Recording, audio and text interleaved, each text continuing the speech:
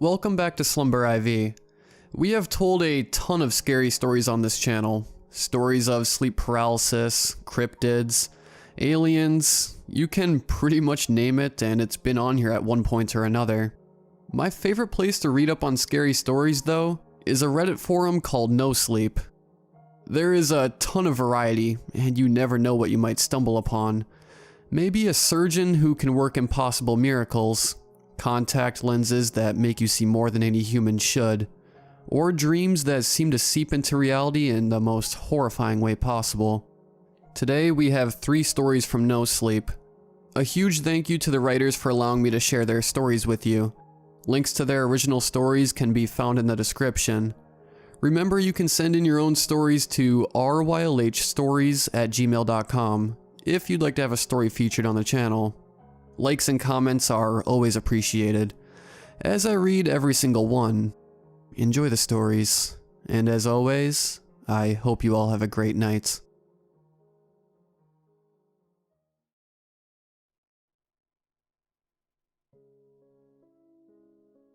I'm writing this because I'm scared, not because I need help.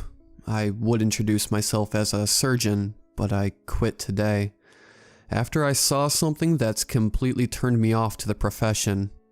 My parents are going to kill me over all the debt I won't be able to pay back, but I have a feeling I'm not going to survive long enough for that to be a problem. I'm just really freaked out, okay? I'm going to leave a lot of details out in hopes that they won't try to track me down after this, even though I signed an NDA. This is too big of a deal not to tell someone. My friends and family won't believe me, but you guys hear about crazy shit all the time. Let me start at the beginning. I've been a resident at my hospital for a few months now, the biggest hospital in this giant metropolis of a city. It was just great luck on my part that they had an opening when I graduated. I can't say I'm especially skilled compared to my classmates. Top 25% at best. But let me tell you, I don't want to leave. My hospital gets all of the cool diagnostic mysteries and high-profile patients. In just my few months here, I've had the opportunity to suction blood and fluids out of the bodies of 4 well-known celebrities. No, not like liposuction. My superiors have me doing grunt work in the OR, but at least I get to be there. If the lead in the next big movie has kidney stones or appendicitis, they come to us. Well, this morning, one of my country's most beloved, pretty, blonde music artists came in dead on arrival, presumed to have been electrocuted in her own home. I'm sure you've heard of her.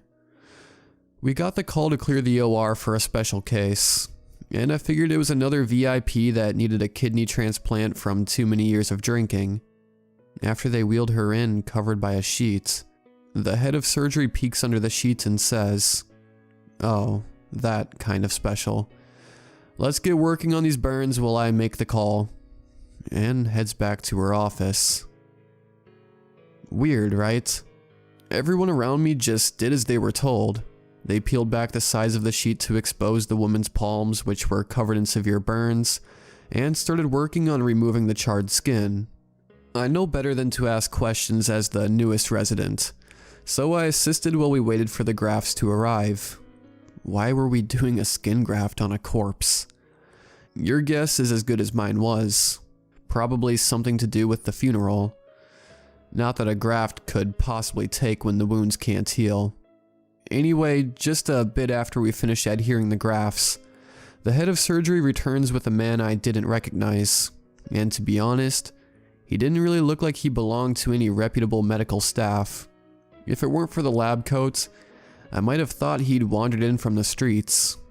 After they were scrubbed in, they entered, continuing the conversation they'd been having before.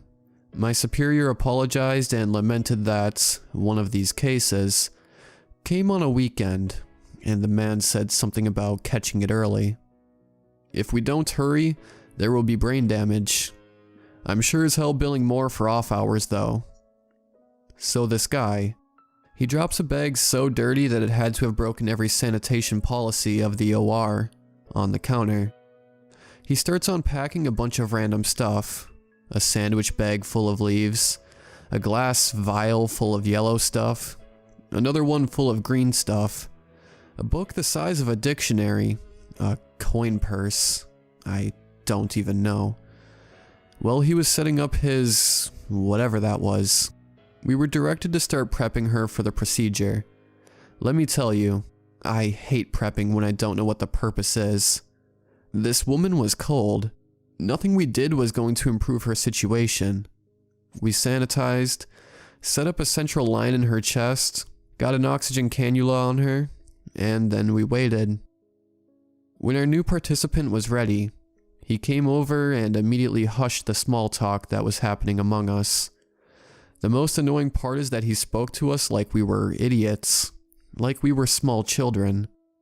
He told us that from this point until he left the room, we were not to speak a word, that if one of us screwed it up, he would abandon the whole procedure, and we would be responsible for the consequences. At the time, I figured he meant we could be fired. Now I'm afraid it could be far worse. So of course we all stood there in silence while this guy does his thing, none of which I can begin to understand. First, he counted out some of the leaves and placed them carefully on the woman's tongue. Then he chose 2 coins from the bag and placed them downward, so that the very much non-English font was against her eyelids. Next, he pulled a small metal pin from his inventory and pricked his own finger, then squeezed a few drops of his blood into a tiny, empty glass. At this point, I was too enthralled to even question what was happening. I'd originally been appalled and a bit offended, but I needed to find out what he was going to do. Then he takes this woman's hand and just stops, looking over the graphs we'd just placed. Abruptly, he yanks her arm up to show the head of surgery. What the hell is this? My superior seems nervous. She opens her mouth to answer before the man drops the woman's arm and interrupts what would be the answer. He barks. Never mind. Don't speak. Let's just hope this works another way. The man instead jabs the pin into the woman's forearm and pinches for a good while, trying hard to draw blood from a body that stopped functioning hours ago. When he has that, he mixes the blood in with the yellow fluid and pulls it into a syringe, then places the needle into the cardiac catheter, his finger over the plunger. Juggling a bit, he grabs his book, wrestles his way to the particular page, and reminds us, now this is where you really need to shut up, before he begins to read. I have absolutely no idea what language that was. My sister, the overachiever, learned 4 languages by the time she graduated high school, and this didn't sound like any of them. I could most accurately equate it to something I've heard in a horror movie, but that wouldn't even do it justice. He read for about a minute before he took in a deep breath and pressed down on the plunger, pouring the now orange liquid directly into the woman's chest. The minute the liquid disappeared, the man ripped out the syringe and rushed back to his supplies, where he loaded the syringe with the green fluid, plugged it back into the IV, and waited. I think we all held our breath at that moment. I know I did. I don't know what we expected to happen, but the man's sporadic movements only instilled fear in us. The silence was suffocating, and just when I thought I couldn't handle any more, the woman on the table opened her eyes and began to scream. When she saw us standing there, she tried to communicate, but her words came out so badly slurred that she was completely unintelligible. She spat out the leaves and began to cry, muttering nonsense and shaking her head back and forth. The man closed his book and sighed. Maybe it was relief. Who knows? He grabbed the syringe full of green, capped it, and pocketed it before pulling out a notepad where he transcribed instructions. Put this in her file for her primary. You're going to want to give her a sedative for the first few hours, and morphine. A hell of a lot of it. No one ever tells you how much decay hurts. She'll probably get her speech back in a couple days. If not, report it to her manager. They'll figure it out. He ripped off the page, handed it to another resident, and started to walk out, just as our patient began having a seizure. I should have stayed to help, but I couldn't just leave it like this. I don't know about anyone else, but I couldn't go through all of that and know what just happened. I knew I could get in trouble for it, but I went after him. I stopped him in the hallway and explained that if I was going to be a surgeon at that hospital, I needed to know how to address special cases. Honestly, it was a brilliant lie in retrospect. He stopped, made a quick hushing sound, and spat. She has more time left on her contract. She's 23. She owes them at least another 7 years. But that's not my business. I just do the procedure. He tried to step around me, but I was a bit more insistent than I meant to be. I just had so many questions. Can she tell us what happens after we die? He shook his head. She won't remember any of this, let alone what she experienced during her death. He tried to leave again, but I shuffled to the side, my mind racing. How did you do it? He rolled his eyes and took a step closer to me. You don't want to know. It's better that way. That's why I'm one of very few that provides this service. I can also remove a person as easily as I can return them, so remember your non-disclosure agreement. For the first time, he smiled. Then he looked down at my badge and recited my name before stepping around me and leaving the hospital. I'm terrified. I don't know who they are. I don't know what he did to that woman. And I don't know if I pissed him off enough that he'll come after me. I'm definitely going to be a target after I post this. Something that bothers me even more though, how many people have died and don't know it?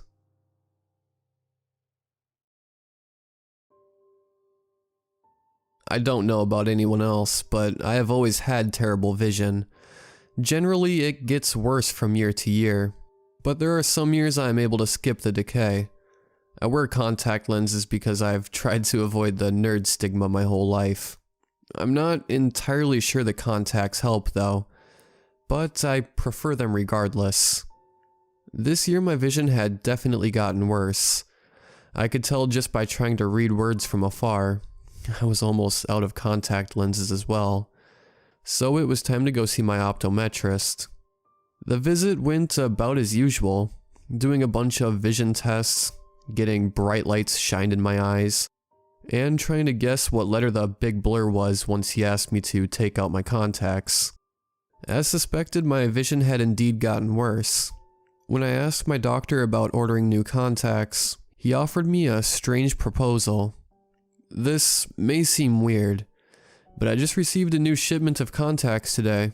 This new company sent me an experimental set of contacts. To be blunt, I'm looking for a guinea pig to try them out on. That was a bit weird. New contacts. Do they match my prescription? I said, a bit confused. That's the thing. Apparently these contacts auto-adjust to the person wearing them. I have no clue how it works.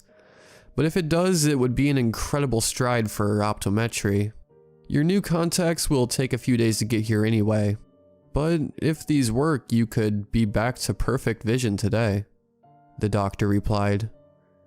I don't like the idea of being a guinea pig, especially after all the TV and movies I've watched where experiments don't end quite well.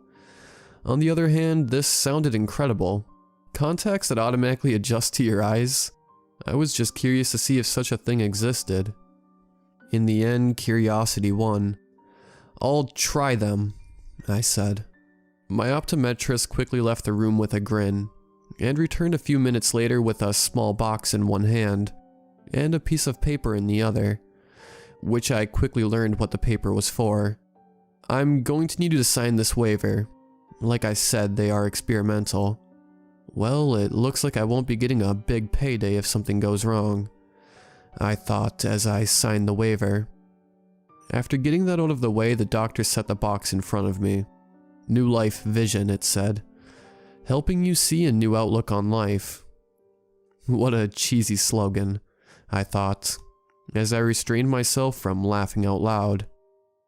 I opened the small box and pulled out the even smaller 2 containers from within. If you've ever worn contacts before, you know what these containers look like. I was easily able to put both contacts in within a span of 30 seconds. At first, it seemed like they didn't work. My vision was as blurry as it always is without contacts. After blinking a few times, however, they started to become clearer. Another few seconds passed and I blinked a few more times, and they worked. My vision was absolutely perfect. This is amazing, I said out loud without even realizing it. So they work then? The doctor asked. Yeah, they work perfectly. I might even have better than 20/20 vision now. The doctor laughed at this. He ran a few more tests to make sure the lenses were working right, and I passed them all with flying colors. Well, you're free to go. The lenses seem to be working just fine. Just be sure to check back in with me in a couple days.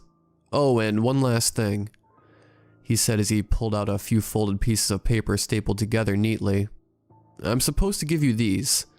They are instructions for the contacts. Anyway, have a good day. Why would I ever need instructions for contacts? I've never needed instructions before.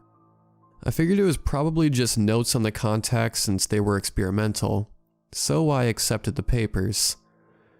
Once I got back to my car, I quickly stuffed the papers in my center console and went home. My first day with the contacts was incredible. As I had told the doctor, I'm pretty sure my vision surpassed even 20/20 now. Everything was just so much more clear and focused. Colors even stood out more. I was almost hesitant when I removed them to go to sleep that night. I was actually a bit worried that the lenses wouldn't work the next day when I put them in, but just as before, after a few seconds, they worked more than perfect. Most of the day went on as normal, but something kept bugging me. You know that feeling you get when you swear you see something out of the corner of your eye, but when you turn to look, there's nothing there? Well, that feeling persisted for most of the day. But other than that, it was all fine. For the 3rd straight day, I woke up to put in my new miracle contacts. It was Saturday, so I would have the contacts for the rest of the weekend at least. I would report to the eye doctor on Monday. The nagging feeling I had felt the previous day was even gone. I guess I had just been imagining things. Or so I thought. Once again, the day went on like any other day, until I decided to venture out to get some food. I had gone to my favorite burger joint, and gotten some carry-out. I really don't like sitting in restaurants. As I was driving home, I never took my eyes off the road. Not even for one quick text. A few blocks from my house, though, I did blink. A simple human action. In the time it took for that single blink to occur, there was now a man standing in the road. I slammed on the brakes, sending my food flying from the passenger seat. The hood of my car was only inches from the man upon complete stop. I was about to jump out of the car to ask the man what the hell he was doing, but that was before I got a better look. I'm not sure I could call this thing a man. It was incredibly tall, at least 7 or 8 feet, but it was scrunched over like Gollum. It was also extremely slender, as if it were malnourished. Its skin was incredibly pale, almost completely white. Its head was to the side, and it was turning to look at me. I blinked once more, and it was gone. Of course, there was no one else around to tell me if there was actually something there, or if I was just insane. So I drove home, to enjoy the rest of my meal that wasn't splattered on my dashboard. I took the contacts out and went to bed early that night. Even though it was Saturday, I figured I must just be sleep deprived. It would just be better for me to rest. I almost skipped putting in the contacts the next morning in favor of an old pair of glasses, but the allure of the contacts was too much. It was Sunday. So of course that meant lazing around, flipping between football games. After a few hours of doing essentially nothing, I let out a yawn, closing my eyes in the process. When I opened my eyes, there was another figure in front of me. This one was short, probably about 4 feet tall. It too was scrunched over with the same slender and pale body. Its back was to me, so once again I couldn't see a face. I almost immediately closed my eyes in fear. When I gathered the courage to look again, just like before, the figure was gone. I wasn't certain this was the solution at the time, but I sprinted to the bathroom anyway, and removed the contacts. That's when I remembered. The instructions. After removing the contacts, I stormed out to my car and retrieved the instructions I had ignored before. Those instructions read out a few guidelines that I was meant to follow. Here is what it read. 1. If you begin to see figures, simply ignore them, and blink once. They should disappear. 2. If a figure appears in front of you, do not look at its face. 3. Under no circumstances should you wear the contact lenses for more than 24 hours at a time. Should you break any of these guidelines, New Life Vision bears no responsibility for any trauma you may suffer, as outlined in the waiver you signed beforehand. That was essentially the important parts of the paper. If I had read this before, I would never have even worn them. I immediately threw them away. There's something I'm not telling you all though. I left out part of my story, mostly because I don't want to relive it, but I think it serves as an important warning. You see, when I went to remove the contacts, I saw another figure. It was standing behind me when I looked in the mirror. Its head was right next to mine, and I saw its face. I won't describe what I saw here, but just know it still haunts me to this day. These are more than just contact lenses. They will fix your vision and help you see better than you ever have before. However, there are some things we aren't meant to see in this world. Something our eyes have evolved to block out for our own good. I never wore the contacts for more than 8 hours. I can only imagine what would happen if someone were to break the guideline of 24. Even now, I haven't worn the contacts in weeks. But sometimes I swear I still see the figures out of the corners of my eyes. I've considered gouging my eyes out, but it wouldn't help. When I close my eyes, they are still there. Please take my advice. If your eye doctor offers you to try out some contact lenses from New Life Vision, just say no.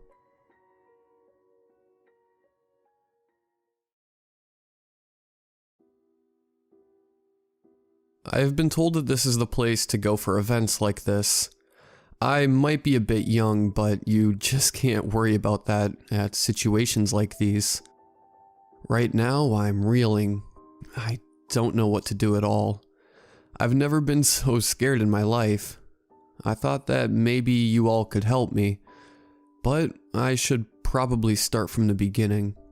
I'm a 14-year-old female and I live in a suburb of Los Angeles. Ever since I was really little, I was one of those kids who would have nightmares every other night. My parents told me that if I ever had a nightmare, I was to come into their room and sleep with them. They said they wouldn't mind at all when I asked. Of course, they regretted that statement. I heard them complaining when they thought I wasn't listening about how I ran to their room all the time, and how they never got any sleep. I didn't mind. I understood completely, so I learned to live with it, and eventually, though it took a long time, the nightmares went away. But even long after I learned to fend them off, I had a hyperactive imagination that always wanted to create all sorts of strange situations, whenever unexplained things would happen. My interest in the paranormal and dreams was always a thing I carried around with me. I believed that one day, the cold hard science we knew could explain the impossible events we can't explain yet. But while we wait, we can delight in the stories. Many long, sleepless nights were spent being both terrified and fascinated, Add the thousands of paranormal stories on the internet. Funny how delight changes when it happens to you. It started mostly with a creepy nightmare, just like the ones I tried to banish when I was 9. I found myself walking up a long staircase, a smooth one, then walking down a hallway filled with old toys and other junk that I used to own. At the end of the hallway was a door, a normal door. Nothing special about it, so I opened it. I entered a large room akin to an old dining room. Standing in the middle was a little boy, maybe 7 years old, with scruffy blonde hair, green eyes, and wearing formal clothes. There was something unsettling in his face. Maybe it was the fact that there was no expression at all there, just blankness. "My name is Luke," he says. He had no expression in his voice either. A chill ran down my spine. I took a step backward. He said, "There's no need to be scared. Not of me. I was the first." "The first what?" I asked. "The first to be replaced. But listen, Rosa, I don't know how to say this. On your 15th birthday it ends. You end. You have 5 months left." I woke up and immediately noticed something was wrong. I couldn't move at all. I felt like I was being smothered or drowning. Air just wouldn't enter my lungs. There was something next to the bed, a dark, shadowy shape, but it was just outside of my field of vision, and I couldn't turn my head to see it. The creature grabbed my arm and cold raced up it. All my nerves protested as it started to burn. It hurt. It hurt so much. The creature raked its claws over my arm and then disappeared. At that moment, air finally decided to exist again, and I jolt upward, terrified. There was a long scratch up the side of my arm. Holy shit, I thought, running into the bathroom to stop it from bleeding. My thought process didn't seem to be running correctly. I had no idea how to react, except for thinking, "Oh my god, that was real," over and over again. I looked at the clock, wondering what time it was. The clock proudly proclaimed that it was 3:09 a.m. I sighed, wrapping a makeshift bandage around my arm and trying to think on what I should do. Eventually, tiredness dragged me down, and I fell asleep with the blood-soaked bandage wrapped around my arm. I woke up with a jolt to find that it was 2 minutes till my alarm was going to go off, but the first thing I noticed was that the scratches were gone. That area didn't even hurt. The only way I could tell that it had actually happened was that I was on the bathroom floor, and there was a blood-soaked paper towel next to my arm.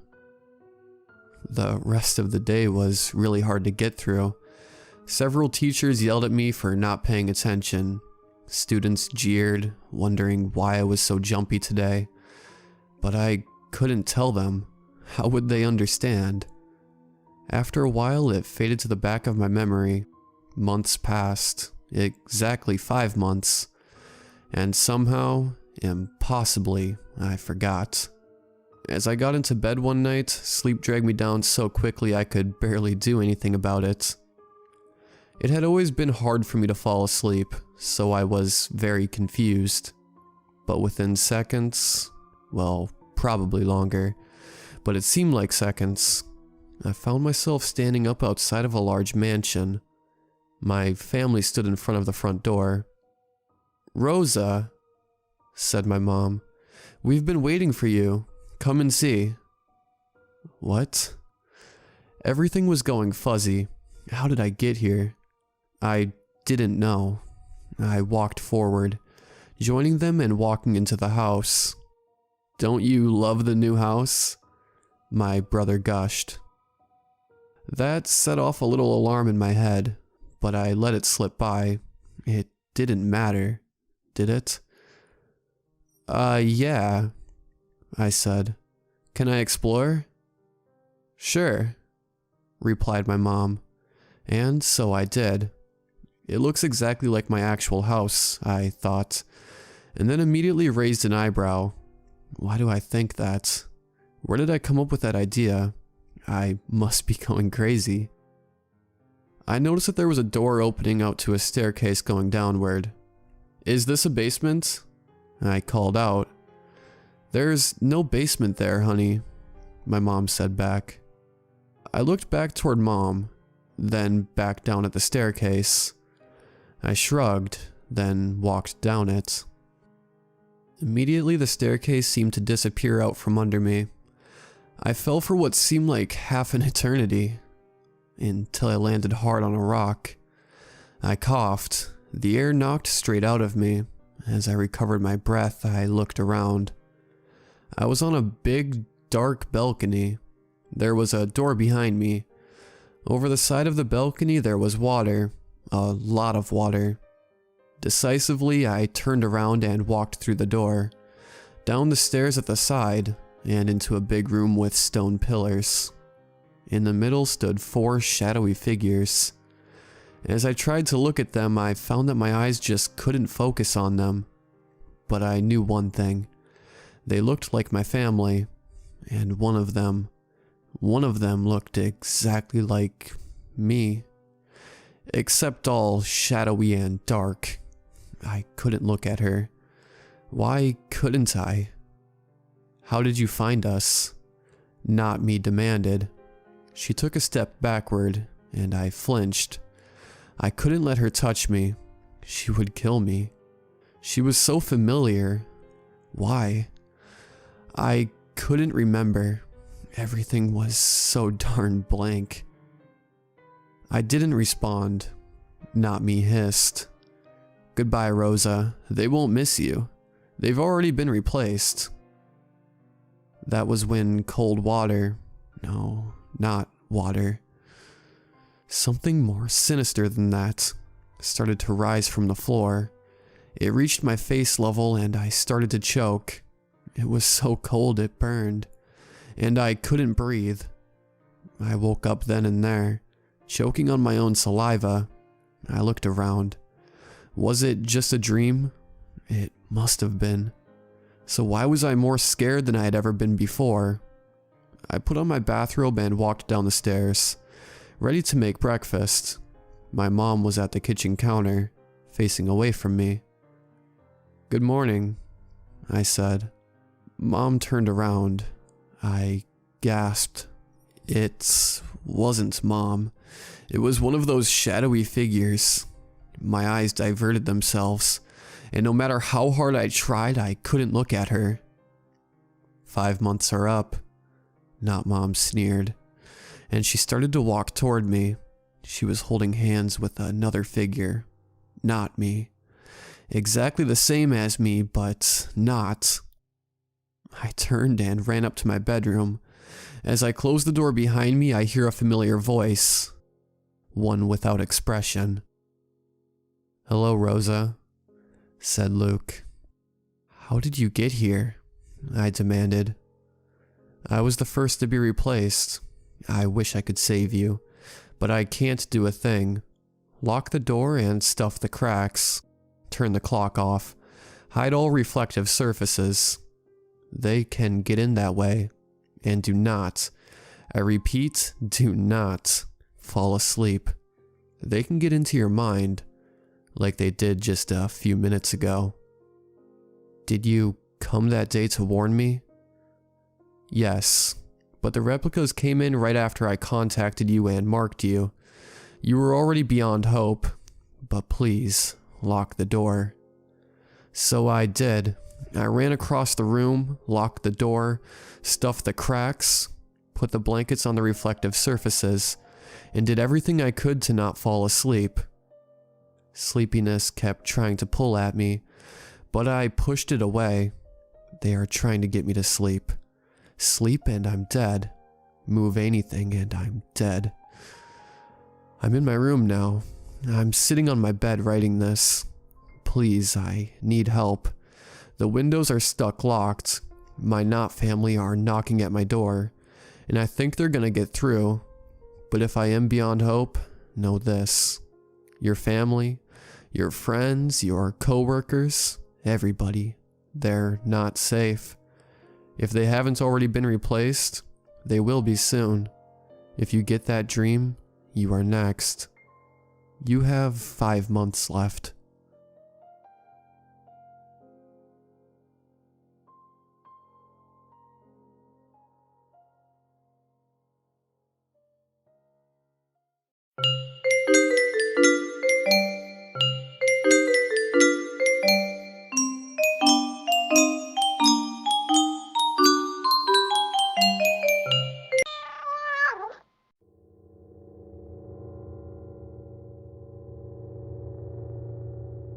Number 1. The Problem.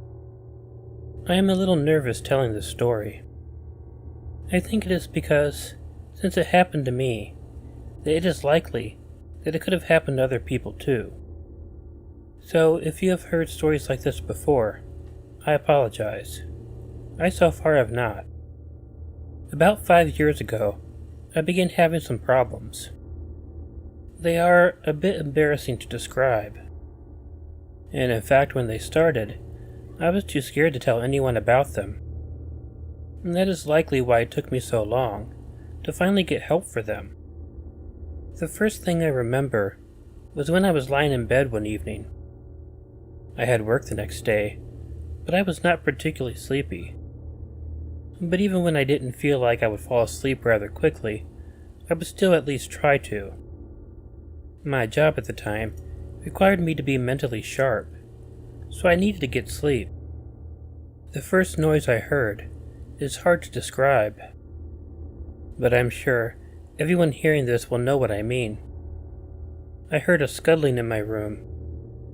If you've ever pretended your hand was a spider, and your fingers click across the table or something, then you will know what sound I am talking about. And this seemed to be happening in my bedroom. Of course, I was alarmed, and I got up and turned on the lights. I thought that maybe a mouse, or a rat or something, had gotten into my apartment. However, I wasn't able to find anything. And when I laid back down, I didn't hear the noise again that night. I assumed afterward that it had been my imagination, or perhaps a loud animal outside. I didn't live in a top-floor apartment, but maybe the noise had been coming from the apartment above me. A couple nights later, it was a different noise.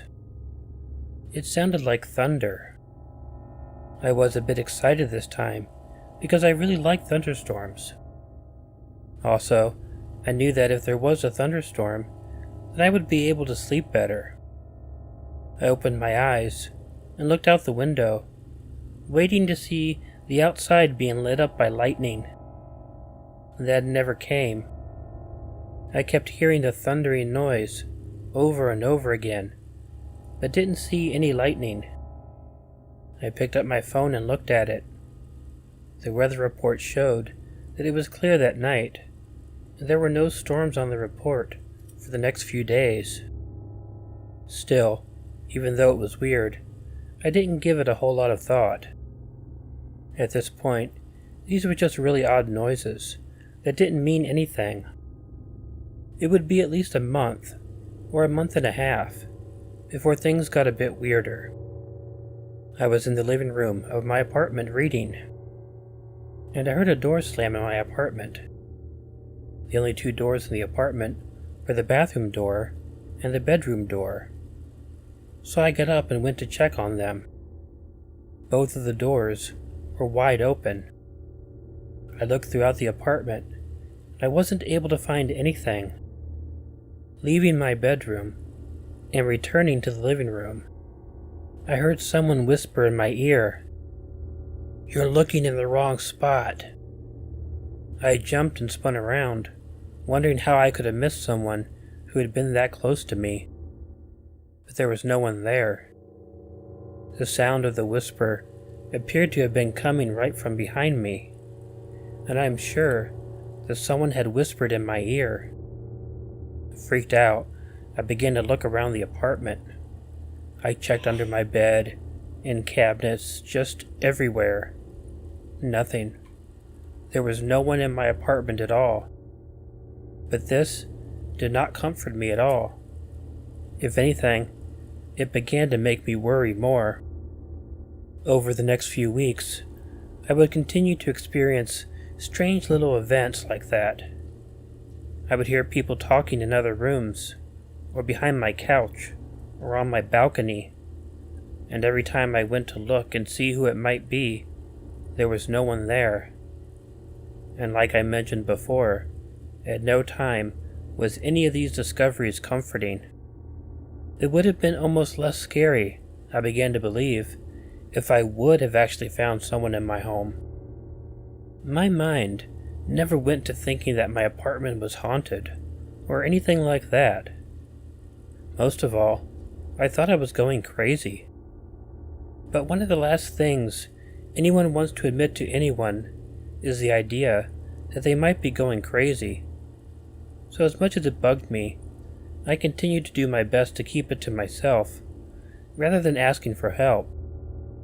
Eventually, the burden of not knowing what had been going on with me began to wear on me deeply. It was too much stress, putting up with the increasing number of weird noises and voices and things that I was hearing around the house. I finally went to see a psychiatrist. I convinced myself that I worked hard, and I had a very good insurance plan. I might as well try and put it to good use. I am not going to go too deeply into explaining everything that happened with my psychiatric treatment. It's really not too interesting. I was put on many different antipsychotic pills, but none of them seemed to have any effect at all on what was happening. After a long time of being treated for things, but having no helpful effect, I was sent to see a neurologist. It turned out, after CAT scans and MRIs, that I had a brain tumor that had recently likely been expanding in size. I wasn't relieved to know that, but if it could have been the reason I had been hearing things, I was happy to maybe have finally found a cause for it. The doctors, however, said it was actually really rare for a brain tumor to cause auditory hallucinations. They normally would cause visual hallucinations or tactile. It could happen to me where it was situated in my right hemisphere temporal lobe, but it was rare. Not only that, but generally when someone is suffering auditory hallucinations due to a tumor, antipsychotic medications were known to help, whereas me taking them never did. Receiving treatment for the tumor was hard, and throughout the entire thing, I kept on having auditory hallucinations. My friends and my co-workers knew about this, and they were all really supportive of me, and that helped. So this one night, I was feeling extremely tired, and I decided to go to bed early. I had turned out all the lights, got curled up in bed, and tried to go to sleep. I was hoping for a nice night, without any voices or anything like that. Well, tough luck for me. As I was laying in bed, I heard some noises. It was like a really simple noise, like a key being put in a lock. And then I heard the door to my apartment opening up.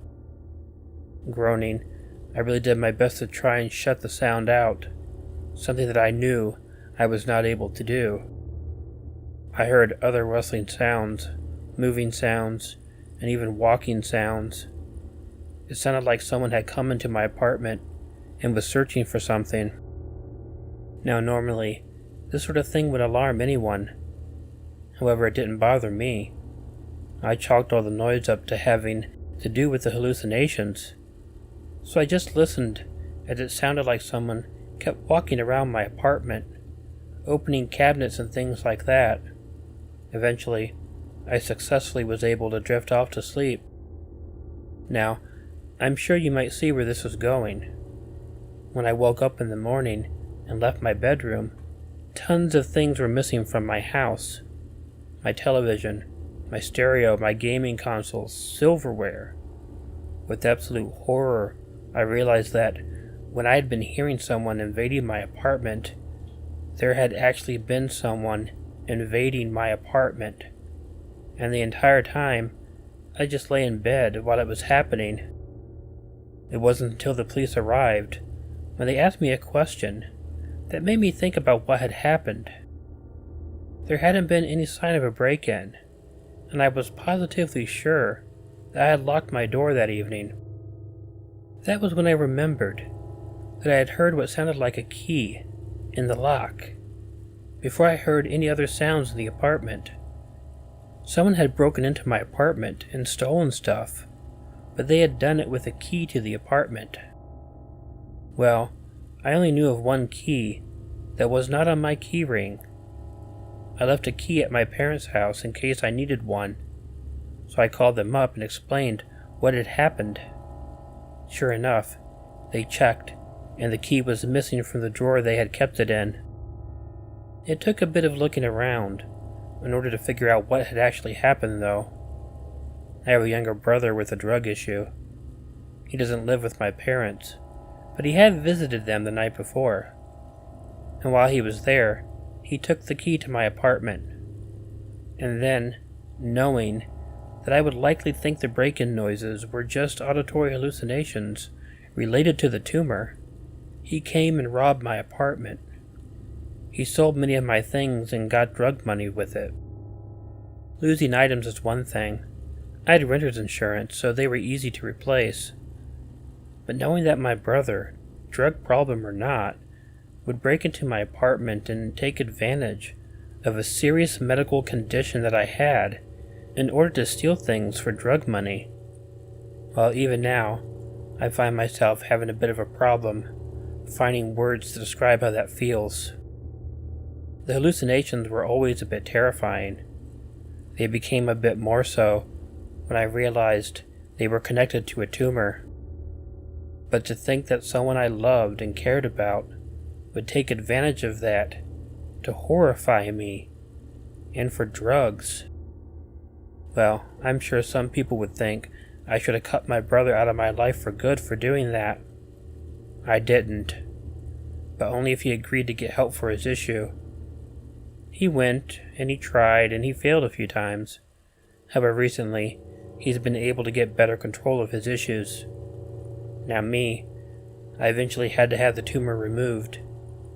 Brain surgery is 1,000,000 times scarier than anything I hear on horror channels.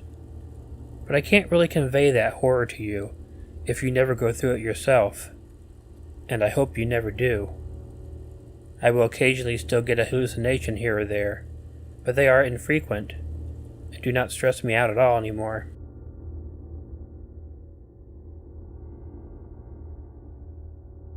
Number 2. The Rumored Shooter. This story happened in early May, in Southern California, before the whole quarantine issue happened. I was still a senior in high school and was riding my electric scooter to school. My friend, who I will refer to as Billy, was riding her bike not too far behind me. As soon as I reached the parking lot of my school, my math teacher ran up to me and urgently told me that the school was on lockdown and that I needed to get away. Just then I noticed that there were a bunch of students running away from the school. Now my school is right next to a small park. Usually that park is used for the weekly mile, and that park is right next to a bunch of markets lower down, and all of this is on a hill. North of my school is a Walmart, and this will become important later. Me and Billy traveled through the park, talking about what we thought was happening.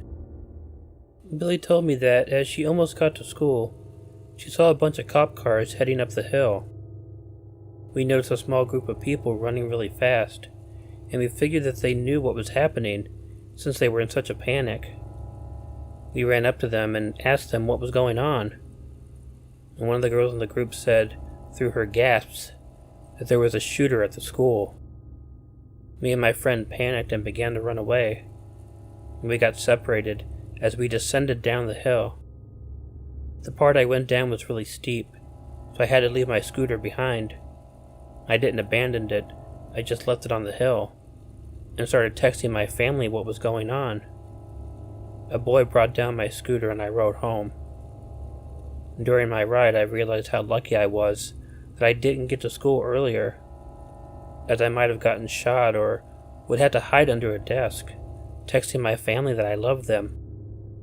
When I got home, me and my mom instantly checked online to see what was going on.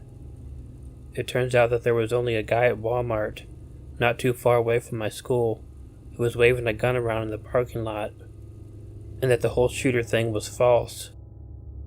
I got pissed off, and considered not going to school after the lockdown was over. My mom said she didn't mind if I did that.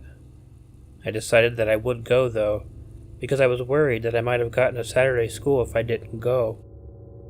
The rest of the day progressed as usual. There were just fewer students. Despite how annoyed I was with the whole incident, I am very grateful that there wasn't an actual shooting, that no one actually died.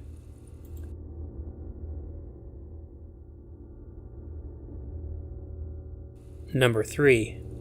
Teddy Bear Head. In the fall of 2009, I packed up and moved from Birmingham, Alabama to Lafayette, Louisiana. Lafayette's metro area lies west of Baton Rouge, on the other side of the Atchafalaya Basin, along and to the south of I-10. This is true Cajun country. Cajun is short for Acadian, the region of Canada from whence they originated. The whole entire area is officially referred to as Acadiana. This was my first time moving to a place with a very different landscape. I transferred from the pizza chain store in Birmingham to the one in Broussard, Louisiana. In just about a 20-minute ride from where I was renting a room in Lafayette. This area grows a lot of sugarcane and soybeans. Sky, as far as the eye can see. This was my first time out of the thick forest to the southeast. My delivery area stretched south along Highway 90, eastbound, down towards New Iberia, near a very small airport. I find that sentence funny. Mid-sentence I went over to the maps and tried to find the location of the teddy head. I found it and noted the dead fish in the recent image of the same little spot. It's a creepy little hairpin curve. One afternoon, I was on my way back to the store from a pizza delivery using Freeman Road, a country cut-through. To me, a wonderful treat. Instead of heavily congested suburbs of the greater Birmingham area, sugarcane fields and stands of live oak trees were the backdrop. To take the back roads in this new environment made every day a touristy vacation. So as I rounded the curve, I spotted a neatly decapitated teddy bear head lying in the dirt on the side of the road. Pizza drivers aren't supposed to waste any time on deliveries, even if they're on their way back. But I'm a human being first, and decapitated teddy bear heads on the side of the road just don't come along every day. I pulled over and got out and gave it a closer look, and then took a picture. Then I quickly got back into the car, absolutely marveling, wondering what sort of scenario could have resulted in such a thing. Something that appeared to have been thrown from a moving vehicle, given its just being right there, on the side of the road. And my first idea, was a family in a car, almost home from a very long drive, and the big sibling tears the head off the younger sibling's teddy bear in order to torture. The screaming and the crying, the harried parents, then, concerned with the imaginary, bigger sibling being a sociopath, fell into inevitable play. Teddy bear decapitating is pretty hardcore. Thank goodness I came up with a plausible explanation for the bear head that involves no violence, cruelty, or accidents. Where I saw that thing is close to the Acadiana Regional Airport, and since I was on a back road, I was able to quickly provide my curious mind a palatable explanation. It was late the night before. and into the airport quietly landed a very nice private plane. It had a few pieces of cargo. Cut half an hour later to a speeding car along Freeman Road, having just made their pickup. Drugs, government secrets, maybe jewels. But there was something inside the teddy bear that some crooks couldn't wait to open. If I were a patrolman, I'd cite them immediately for littering. A gentleman places his contraband packaging in the trash can.